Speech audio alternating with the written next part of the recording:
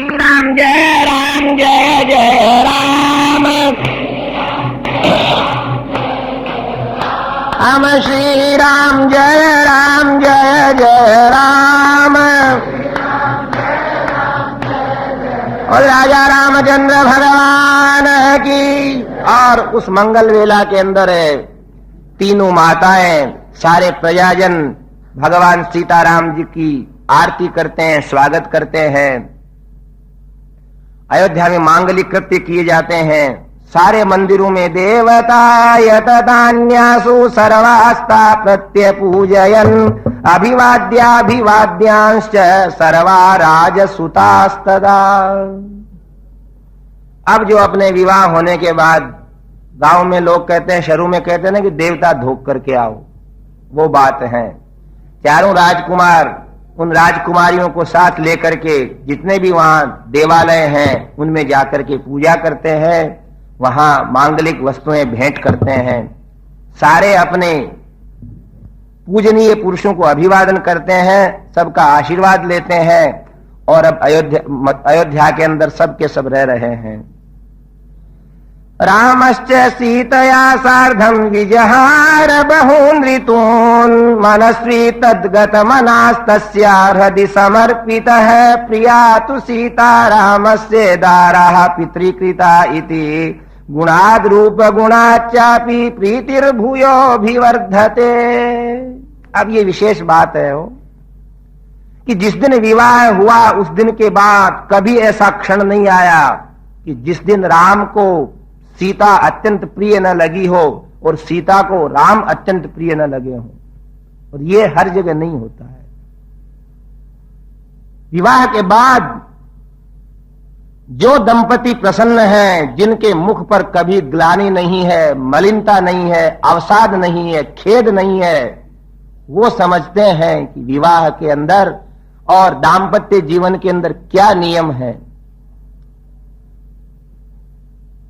कितनी सुंदर बात है। प्रीतिर भूयोभिवर्धते, हर दिन नई प्रसन्नता लेकर के आता उनके लिए। नहीं तो मालूम है आपको, फूले फूले हम फिरे हमरो होत विवाह है, तुलसी गाय बजाए के दियो काठ में पाओ। देखो एक बात बताते हैं, विवाह के लिए क्या क्या स्त्रियों के लिए क्या क्या पुरुषों की शास्त्रों ने बातें कही हैं, थोड़े उनको सुनो। प्रीति क्यों नहीं बढ़ती है?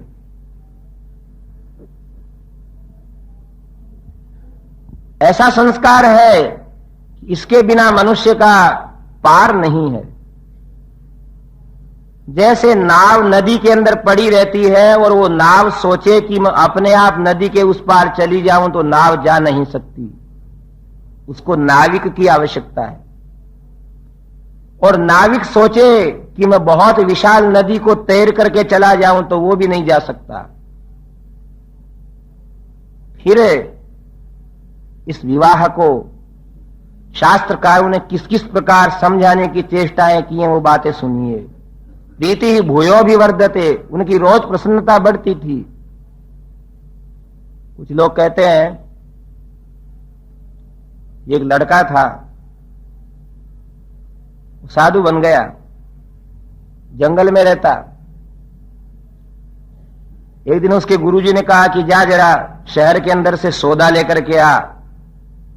बोले गुरुजी पैसे? अरे बोले बाबा जी बना करके पैसे मांगता है क्या?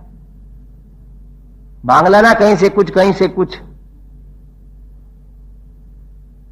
साधुओं का बोले क्या कोई दे देगा तेरे को? सोचा चले मांगेंगे किसी से, और देता ये संसार। अक्षय तृतीया के दिन थे, सायंकाल पहुंचा तो किसी दूल्हे का वो बनोरा निकल रहा था, गाजे बाजे बज रहे थे, बड़े हल्ला हल्ला था। उसने बेचारे ने कभी आज तक देखा नहीं तो वो देखने लगा। कई लोग थे साथ में, एक से पूछा भैया ये घोड़ी के ऊपर बैठा ये कौन है?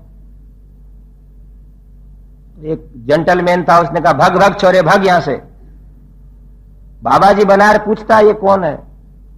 उसने उसको देखा, अरे बोले पेंट वालों से नहीं पूछना, बोल राजा रामचंद्र भगवान। ये ठीक से बात नहीं करेंगे अपने से। श्री राम जय जय राम। और ये रामचंद्र भगवान की। हर एक से साधु महात्माओं को चाहिए कि किसी ढंग के आदमी से पूछे हो।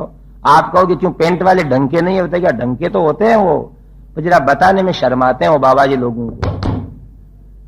आपकी बार एक तिलक लगाए हुए धोती पहने एक आदमी से पूछा कि भैया राम राम। मैंने कहा राम राम। अजी ये घोड़ी के ऊपर बैठा ये आदमी कौन है?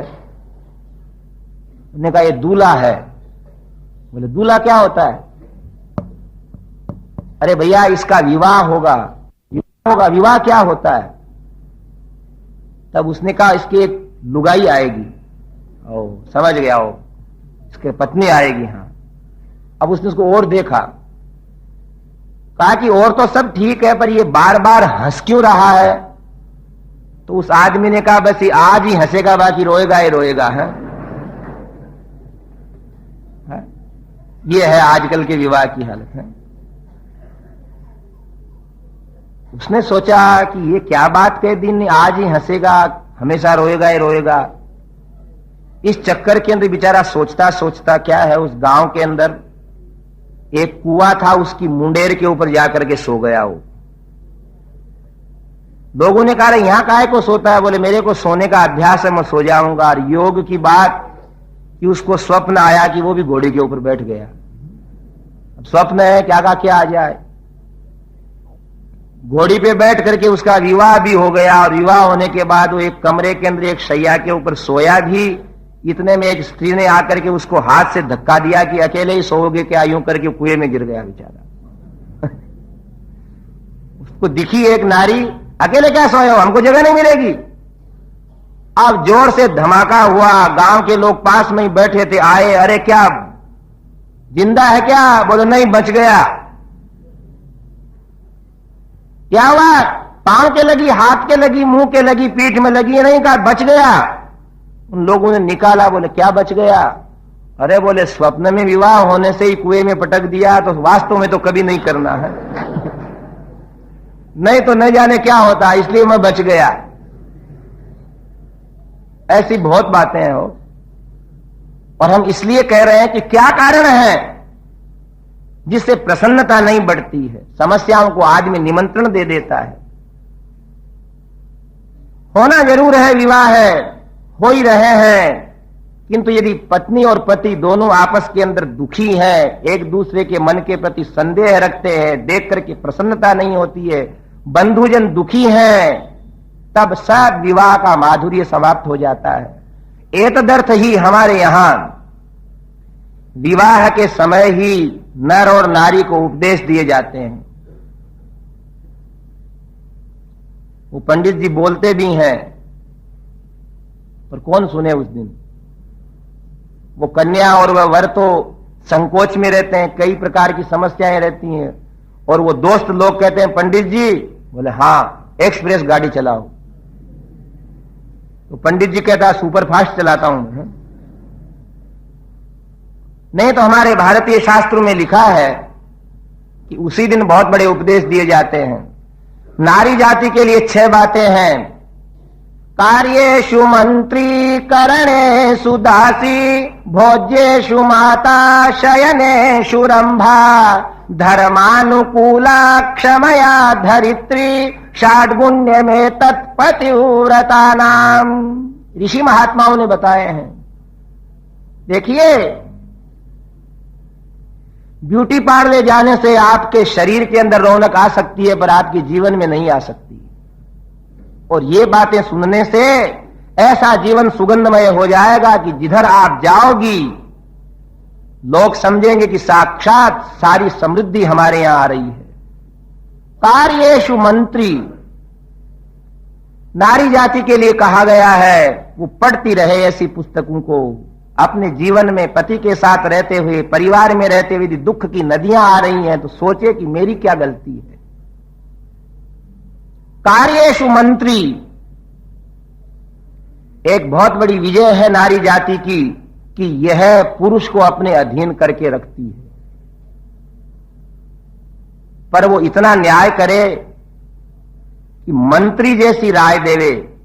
मंत्री क्या करता है? राजा सुखी रहे, प्रजा सुखी रहे, पड़ोसी सुखी रहे, स्वयं सुखी रहे, ऐसी राय देवे।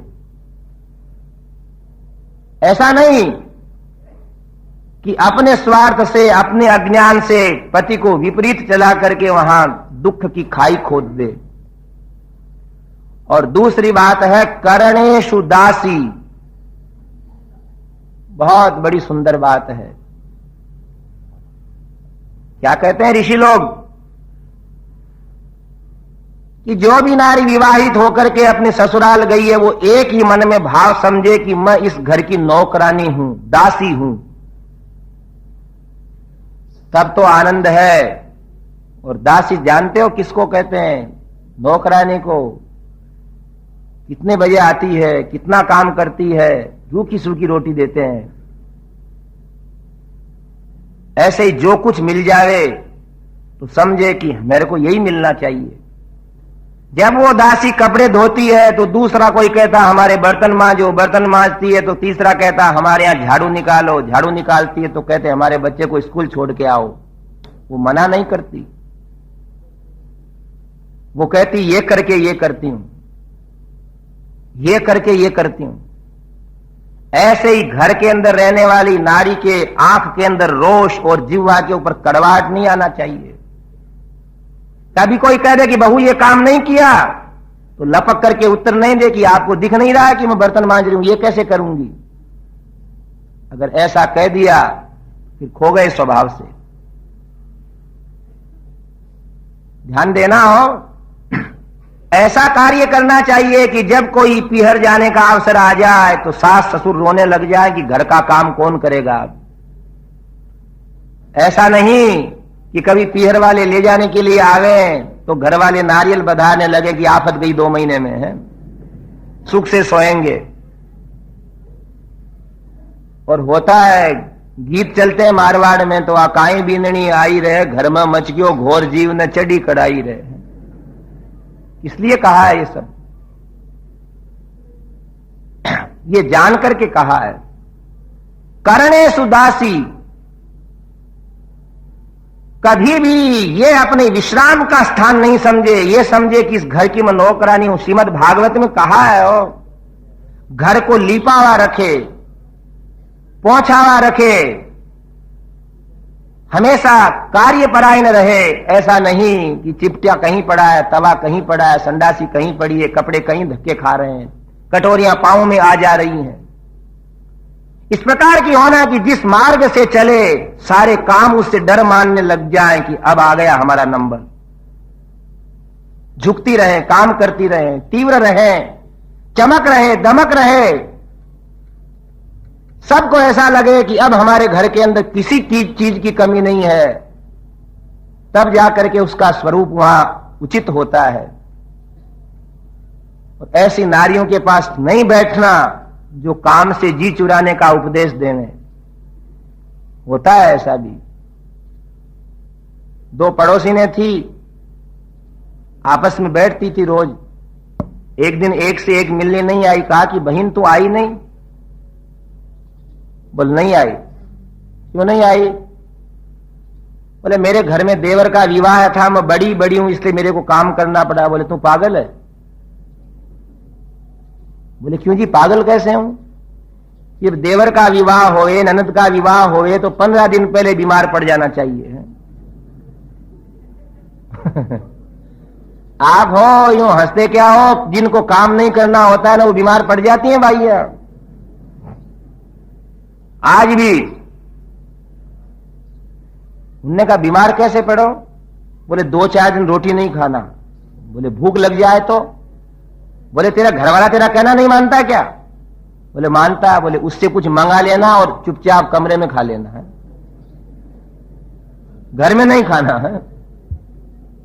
और बोले जिसका घरवाला नहीं माने कहना फिर वो घरवाली क्या?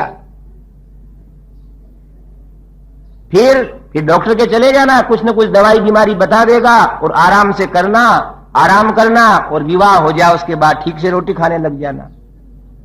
तो देखो ऐसे भयंकर विचारधारा वाली नारियों के पास बैठना ही नहीं। बरु भल बास नरक करता ता, दुष्ट ही संग न देही विधाता। नारी जाति को हमेशा समझना चाहिए कि उसको कुटिलमति देने वाली दूसरी नारियों के पास, दुर्विचार वाली नारियों के पास, पुस्तकों के पास, ग्रंथों के पास नहीं बैठे। सेवा करे, सेविका है वो, उसके मुख पर श्रम का पसीना दिखना चाहिए, उसके हाथों के अंदर कार्य करने की चंचलता दिखना चाहिए, उसके पैरों के अंदर, राजस्थान में कहते हैं जरा जल्दी पांव उठाओ, कहते हैं कि नहीं, इसके पांव में फुर्ती है, वही नारी काम कर सकती है, अपने पति को और परिवार को प्रसन्न कर सकती है, नहीं तो बोझ है। कार्येषु मंत्री करणेषु दासी भोज्येषु माता। और यह सबसे बड़ा विचित्र एक उपदेश है कि अपने रसोई के अंदर बैठी हुई वो एक ही चश्मा लगाए कि आने वाले सब मेरी संतान है। और यही चूक होती है। देखते हो, अगर कहीं 4 भाई हैं तो जिसका नंबर आता है जीमने का, उसकी पत्नी जिमानी जाती है। और क्या बड़ा इसके अंदर ही सब भ्रम पड़ जाता है। कभी कभी ये बच्चे हैं ना, ऐसी हमारे सामने सुंदर उपदेश की बातें कह देते हैं। स्कूल से आते हैं, आते से ही अपनी अम्मा से कहते हैं, अम्मा भोजन दे, रोटी दे, भूख लगी है। बच्चों को भूख लगती है, इसलिए लगती है कि वो खेलते रहते हैं।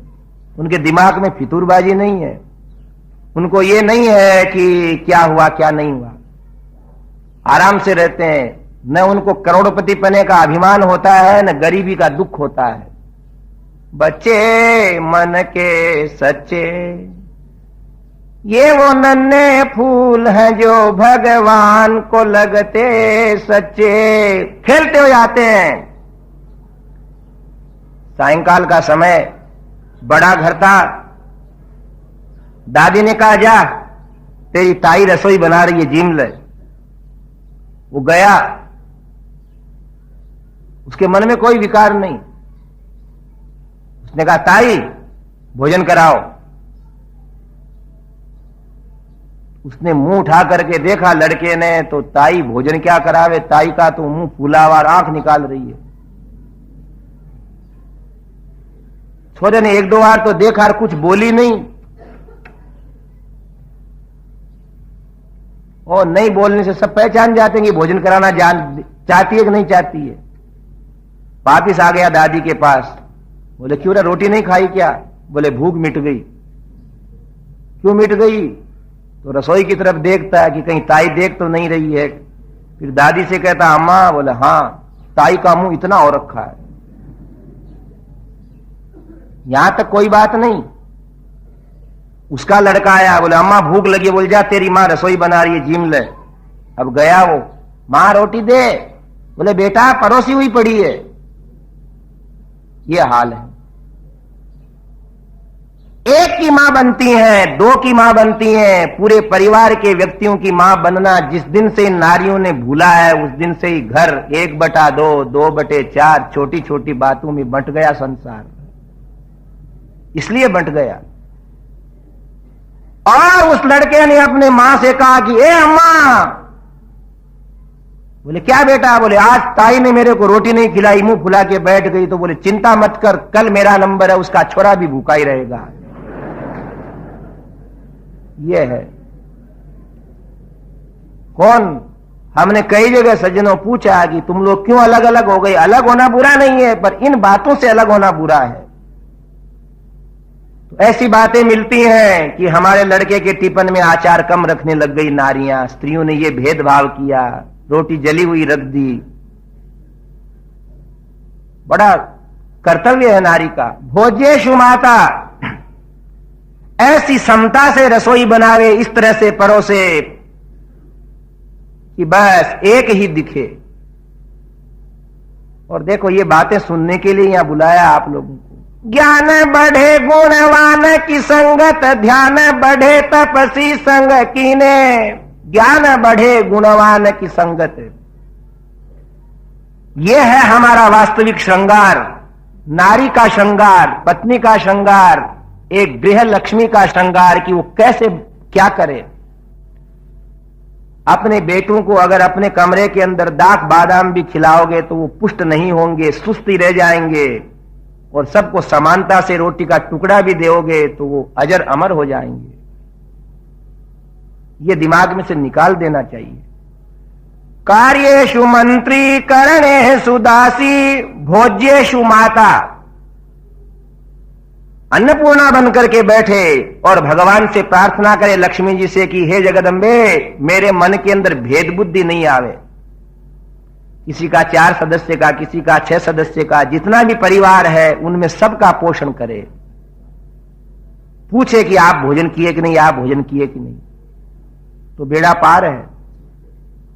तीसरी बात है शयनेषु रंभा। नारी का एक स्वभाव होता है सजने धजने का। शास्त्र ने मना नहीं किया, सजे धजे अलंकार पहने। शास्त्र तो कहता अप्सरा जैसी नखरे करे भलाई।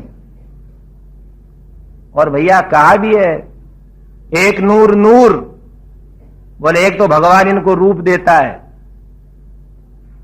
और 100 नूर कपड़ा, फिर कुछ कपड़े पहनने से अच्छी दिखती हैं, 1000 नूर गहना और 1,00,000 नूर नखरा, तब जाके इनको प्रसन्नता आती है कि हम ठीक हैं।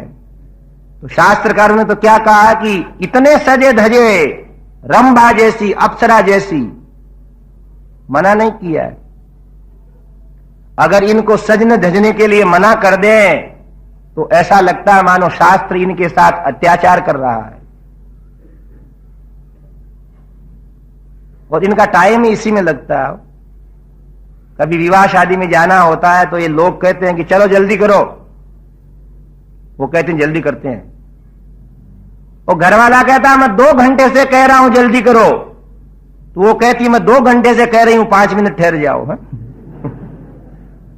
वो भी इतना ही कहती है, ये नहीं कहती है कि वो घर वाला कहता है कि तुम्हारे 5 मिनट कब पूरे होंगे, बोले अभी पूरे होते हैं। अब देखो मुख्य बात बता रहे हैं, सजे धजे किंतु उसके मन में एक ही निर्मल मति रहे कि मेरे सजने धजने से मेरे पति मुझे देख करके प्रसन्न हो जावे कि मैं तुझे प्राप्त करके खुश हूं, तेरे सौंदर्य के सामने दूसरे सौंदर्य कुछ नहीं। ये निर्मल भाव होना, ये भाव नहीं होना कि मुझे सजी धजी को बाजार में चलते हुए लोग दूसरे देख करके चकित हो जावे, बस इतना ही फर्क है। शास्त्रकार मना नहीं करता सजने धजने के लिए। शयनेषु, अपने पति की शैया के लिए, उसकी प्रसन्नता के लिए अलंकार पहने, नहावे धोवे, अच्छी वस्तुएं लगावे, ये पवित्रता उसमें होना चाहिए, शुद्ध है वो। और ऐसा मनोविज्ञान कहता है कि जिस मनुष्य के अंदर ये भावना आती है कि मेरे को दूसरी नारियां देखें, और जो नारी ये सोचे कि मेरे को दूसरे मनुष्य देखें, तब उनका चरित्र निम्न हो जाता है। 4 बात हो गई। कार्येषु मंत्री करणेषु दासी भोज्येषु माता शयनेषु रंभा धर्मानुकूला। और भारतीय नारी को कहा है कि संसार इतना विकट है कि गृहस्थ में इतनी समस्याएं हैं कि बिना धर्म के आचरण के कोई पार नहीं पा सकता। कौन सहारा इनका? एक लड़का हुआ, रोने लगा, डॉक्टर के गए, चुप नहीं हुआ, दवाई दी, चुप नहीं हुआ, रात में रोने लगा, घर वाले को दिया कि आप खिलाओ, तो उसने फेंक दिया, तू जाने तेरा छोरा जाने। कौन है? क्या डॉक्टर करेगा, क्या घरवाला करेगा? तब भगवान हनुमान जी का नारियल बोलती कि हे बालाजी महाराज, नारियल चढ़ा दूंगी मैं, मेरा बच्चा चुपचाप सो जाना चाहिए। और पवन सुत हनुमान और बजरंग बली तो साधु संत के तुम रखवारे, असुर निकंदन राम दुलारे। पवन नंदन सोचते हैं कि अगर मैं इनके बच्चों की रक्षा नहीं करूंगा तो कौन करेगा। चुप हो गया, हो सो गया। तो उस नारी को चाहिए कि सुबह से ही रोज मंदिर जाना शुरू कर दे, धर्मानुकूला। इन नारियों को हमेशा धार्मिक बनना, सुबह सुबह नहा धो करके हाथ के अंदर पूजा पात्र लिए हुए, कलश लिए हुए पीपल को सींच रही हैं, बरगद को सींच रही हैं, जय जगदीश हरे आरती कर रही हैं, पक्षियों को दाना पानी दे रही हैं, तब तो ठीक है। और इनके जीवन में धर्म नहीं है तो उनका पुण्य प्रबल नहीं है। देखो राजस्थान में जब नारियां निकलती हैं अपने घर से मंदिर की तरफ तो उनको देख करके कबूतर दौड़ करके आ जाते हैं नीचे, और पल्लू के अंदर रहे हुए अनाज को यूं बिखेरती हैं कि मानो उन अन्न के कणों को बिखरते देख करके आकाश के अंदर इंद्रादि देवता उनके घर में लक्ष्मी जी को लुटाने के लिए तैयार हो जाते हैं।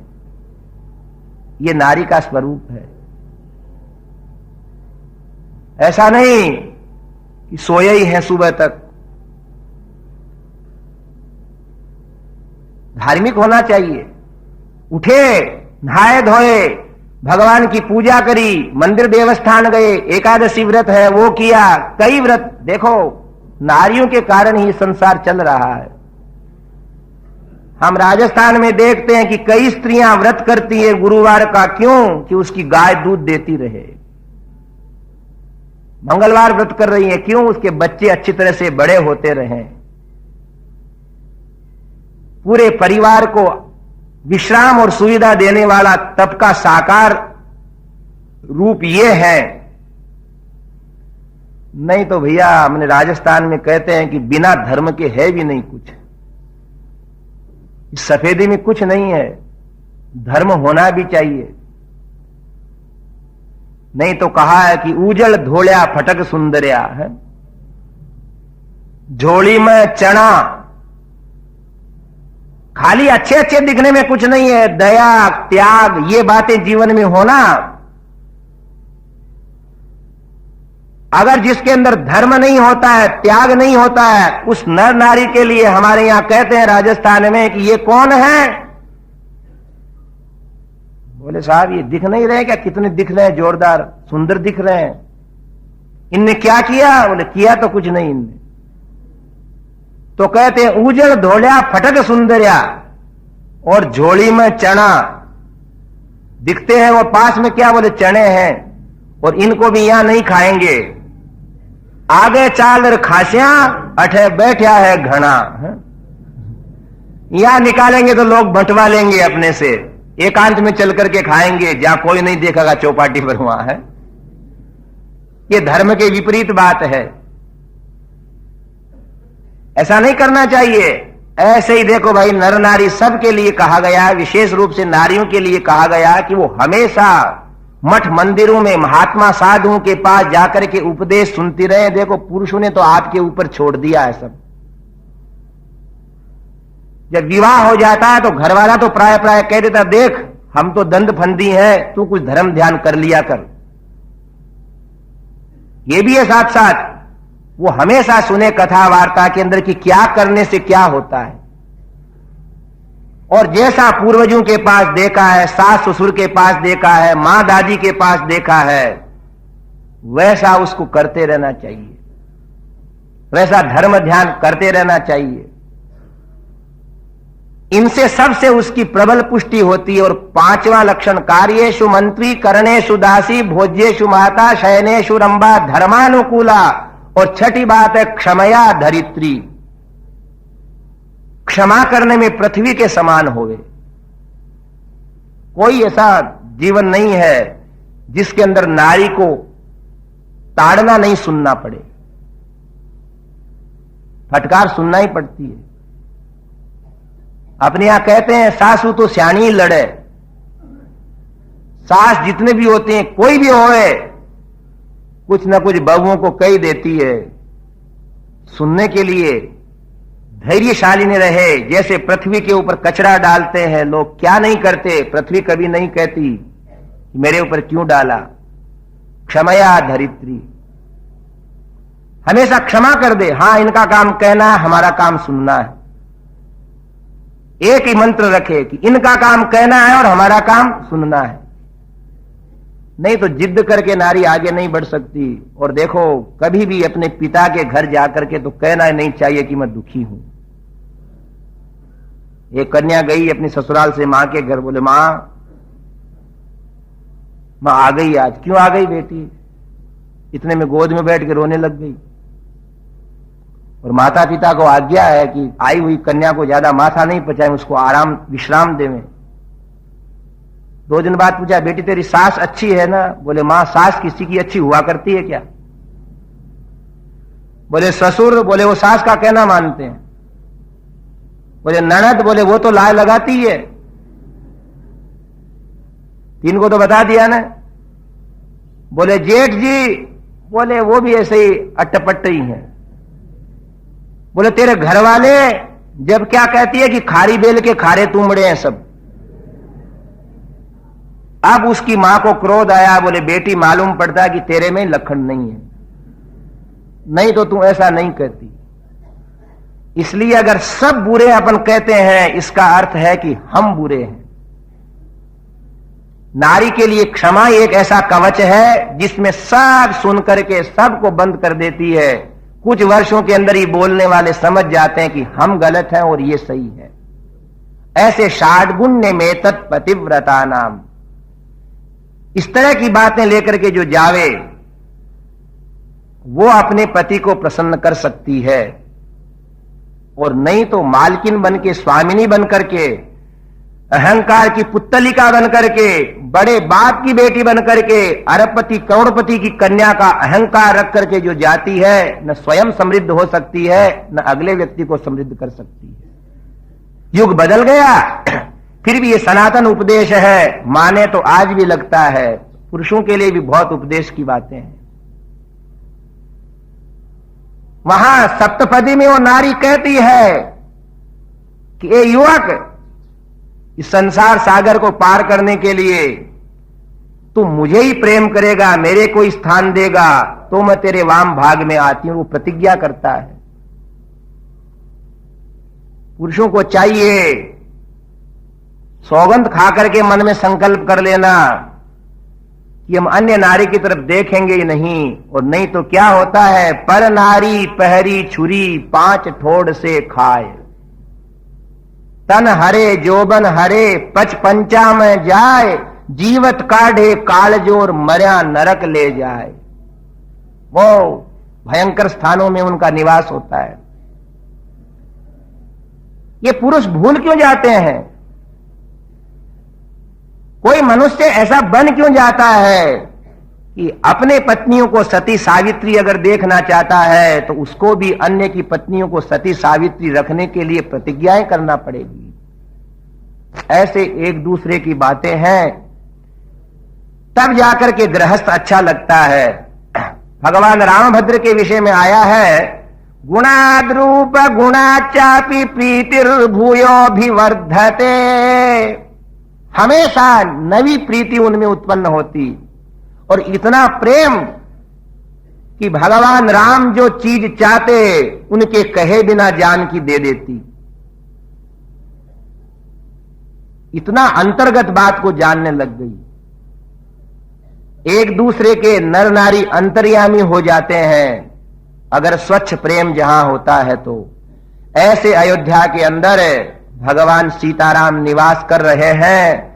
तया सराजर्षि सुतो भी कामया समेयिवान्नुत्तम राज कन्यया अतीव राम शुशुभे मुदान्वितो विभूश्रिया विष्णुरिवामरेश्वर है।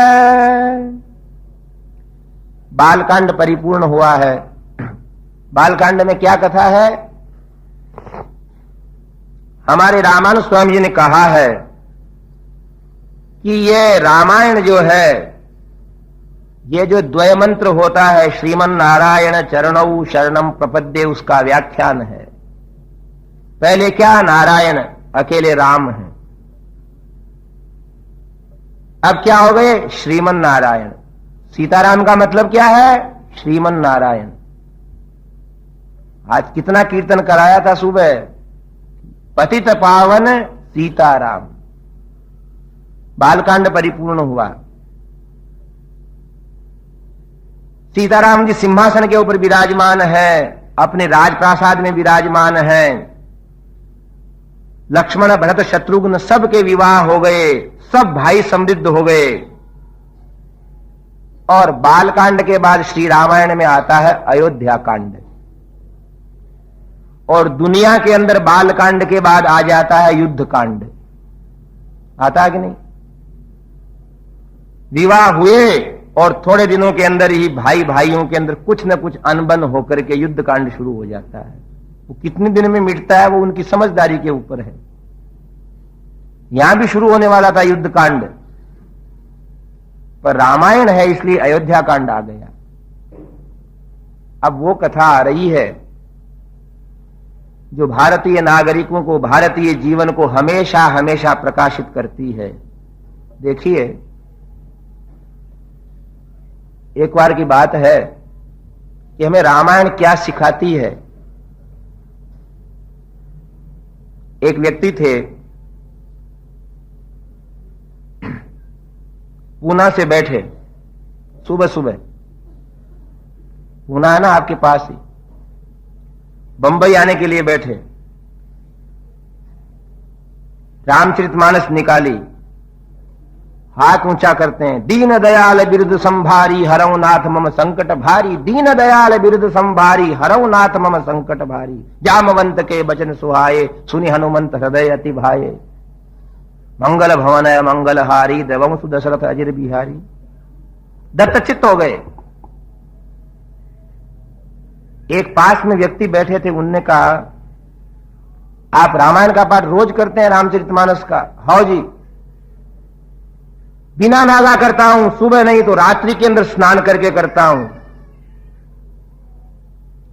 तो बोले, जब आप इसका पाठ करते हैं तो घर में पाठ करते हैं और उसके बाद यहां बंबई जाते हैं, अभी सुबह सुबह बंबई क्यों जा रहे हो? बोले, देखो एक बात है। क्या बात है? अजी ये संसार बड़ा झंझट वाला है। आज मेरी तारीख है। काहे की तारीख है? मेरे भाई से झगड़ा चल रहा है और 10 बजे कोर्ट खुलता है, तो मैं 10-11 बजे वहां पहुंच जाऊंगा बंबई और तारीख में जाकर के शाम को वापस आ जाऊंगा। तो बोले, आप रामचरितमानस पढ़ते हो? हाँ। और भाई से लड़ते भी हो? बोले, देखो एक पंडित जी ने मेरे को बताया कि दीन दयाल बिरुद संभारी हरऊ नाथ मम संकट भारी का संपुट लगा करके सुंदरकांड का पाठ करोगे तो भाई से मुकदमा जीत जाओगे। ठीक है। अब थोड़ी देर के अंदर उस व्यक्ति के हृदय के अंदर उद्वेग हुआ सामने वाले के, और कहा, ए मनुष्य, यदि तुझे भाई से मुकदमा जीतना है तो तेरे को भगवान राम की सौगंध है, रामचरितमानस बंद करके तेरी पेटी में रख दे। और यदि रामचरितमानस का पाठ करना है तो तुझे धर्म की सौगंध है, अपने भाई से जाकर के समझौता कर ले। क्या रामायण के भाई लड़े थे आपस में? उसके दिमाग में एकदम बिजली जैसी गति से प्रकाश फैला और वो सोचने लगा, क्या कर दिया। सोचने लगा कि गाड़ी एक है ये पाठ करने वाला, कि मेरे को आप क्षमा कर दो। क्यों? कि जो कुछ आप रख लो। उनने कहा, क्यों? इतना कहते कहते तो उसका वात्सल्य उमड़ पड़ा और क्या कहने लगा कि बचपन में आपके पहने हुए कपड़े मैंने पहने हैं, आपकी पढ़ी हुई पुस्तकें पढ़ी हैं, आप मेरे से 15 वर्ष बड़े हो, मेरे को स्कूल में भर्ती करने ले गए थे, आपने मेरे लिए क्या नहीं किया। मैं भूल से, दुर्गुणों से ऐसे आपसे लड़ने लग गया। तो दूसरा कहता है, चल, प्रेम बरसता है तो ऐसे ही बरसता है। वो सोचता है कि मेरा छोटा भाई है, क्यों नहीं इसको भाई के समान, पुत्र के समान प्रेम करूं और अपना हिस्सा जिसके लिए विवाद था वो उसी को देना चाहता है। न्यायालय में गए, दोनों ने समझौता कर लिया तो न्यायाधीश ने कहा कि इस तरह अगर भ्रातृ स्नेह उमड़ने लग जाए तो ये विवाद भाइयों के तो समाप्त हो ही जाते हैं। तो अब कैसे समाप्त होते हैं, क्या होता है, ऐसे कौन से महापुरुष हैं जो होने वाले युद्ध को समाप्त करके स्नेह का पाठ पढ़ाते हैं? वो अयोध्या, योद्धुम अशक्या इति अयोध्या, जहां के नागरिक इतने मर्यादा से हैं, जहां के पुत्र भाई इतने मर्यादित हैं कि जहां युद्ध हो नहीं सकता। वो अयोध्या कांड शुरू हो रहा है। श्री राम जय जय राम, राम श्री राम जय जय राम, राम श्री राम जय जय राम, राम श्री राम जय जय राम।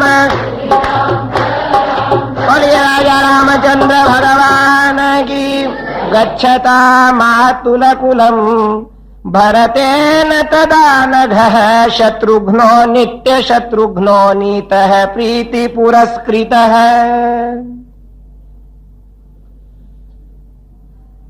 महर्षि वाल्मीकि लिख रहे हैं कि राम जी के साथ लक्ष्मण रहते हैं और भरत के साथ शत्रुघ्न रहते हैं, और भरत ज्यादा अपने निहाल रहते हैं। मामा के घर भरत रह रहे हैं, शत्रुघ्न उनके साथ हैं। तेषामपि रामो रतिकरपितु स्वयंभूरिव भूतानां बभूव गुणवत्तर है। अब भगवान राम के युवराज्याभिषेक की तैयारी होने वाली है, तो किसको युवराज बनाया जाए? एतदर्थ गुणी व्यक्ति की बातें आएंगी। चारों ही पुत्र गुणी थे, पर महर्षि कह रहे हैं कि ज्येष्ठ होने के नाते, अधिक गुणशाली होने के कारण महाराज दशरथ को राम परम प्रिय थे, इतने प्रिय थे कि अगर वो नहीं दिखते तो उनका जीना भी संभव नहीं था। लिखा है रामायण में, दृष्ट्वैव रामम युवा भवामि, कि भगवान राम को देख करके महाराज दशरथ श्री राम जय जय राम, राम श्री राम जय जय राम। और राजा रामचंद्र भगवान की। दृष्ट्वैव रामम युवा भवामि, महाराज दशरथ कहते हैं अपने सभाजनों से कि मैं राम को देखता हूं तो उनको देख करके मैं युवक हो जाता हूं। ऐसे गुणी पुत्र को देख करके मेरी आत्मा प्रसन्न हो जाती है, आलस से मिट जाता है। आपने सुना है रामो विग्रहवान धर्म है। धर्म यदि किसी को समझ में नहीं आवे, आप जगह जगह सुनते हो धर्म क्या है, धर्म क्या है। धर्म दिखने वाली वस्तु नहीं है। ये पंखा दिख रहा है, माइक दिख रहा, आप हम दिख रहे हैं। धर्म है गुणात्मक, जिसमें दया, क्षमा, औदार्य, गांभीर्य, चातुर्य, स्थैर्य, धैर्य, पराक्रमादि अत्यंत गुण है, उसको धर्म कहते हैं। और समस्त गुणों से संपन्न है भगवान राम। महर्षि वाल्मीकि ने नारद जी से यही पूछा था, कौन सांप्रतम लोके गुणवान कश्च वीर्यवान। हे महर्षि, यहां गुणवान कौन है? एक भगवान राम ही ऐसे हैं जिनके आगे लगता है राम भद्र, और किसी अवतार में नहीं आता। भद्र का अर्थ होता कल्याण। इन्होंने जो कुछ किया, जो कुछ इनके जीवन में है, वो कल्याण ही कल्याण की बातें हैं, धर्म ही धर्म की बातें हैं। बीजम धर्म द्रुमस्य, किसी कवि ने कहा है राम क्या है? कल्याणानाम निधानम कलिमल मथनम पावनम पावनानाम पाथेयम यन्मुमुक्षोः सपदि परपद प्राप्तये प्रस्थितस्य विश्रामस्थानमेकं कविवर वचसाम जीवनम सज्जनानाम बीजम धर्मद्रुमस्य प्रभवतु भवताम भूतये राम नाम कल्याणानाम निधानम। कल्याणों के निधान हैं और पावनम पावनानाम पवित्रों के पवित्र हैं। पाथेयम यन मुमुक्षो सपदि परपद प्राप्त प्रस्थितस्य। आदमी संसार छोड़ करके जाता है तो इन्हीं पतित पावन राम का नाम उसके मार्ग में उसका साथी है और कोई नहीं है। बीजम धर्म द्रुमस्य। धर्म क्या है ये इन राम जी को समझ लो। कविवर वचसाम, और कवियों की वाणी के लिए ये स्थान है। जो कवि होना चाहता है इन मर्यादा पुरुषोत्तम राम को अपनाना चाहता है। राम तुम्हारा चरित स्वयं ही काव्य है, कोई कवि बन जाए सहज संभाव्य है। कवि वरेण्य मैथिली